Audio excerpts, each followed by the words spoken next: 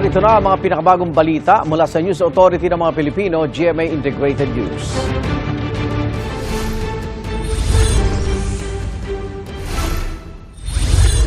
Mayroon naman tayong nadisgrasya dito. Motorcycle rider patay matapos umalpok sa tricycle sa Antipolo City.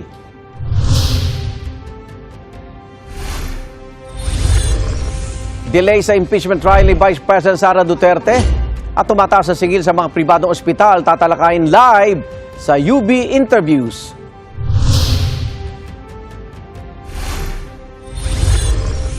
Sa papalapit na pasukan, Department of Trade and Industry may ilang payo para hindi masyadong lumaki ang gastos sa pamimili ng school supplies.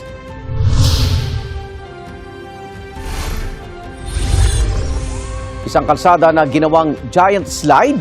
Saan yan? Nothing's gonna stop us. Nothing's gonna stop us. At ang pagkanta ni Dennis Trillo at kanyang alagang pusa, kinaaliwan online.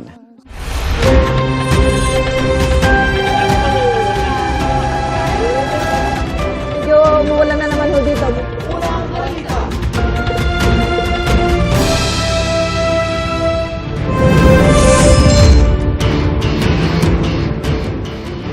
Patay ang isang motorcycle rider matapos makasalpukan ng isang tricycle sa Antipolo, Rizal.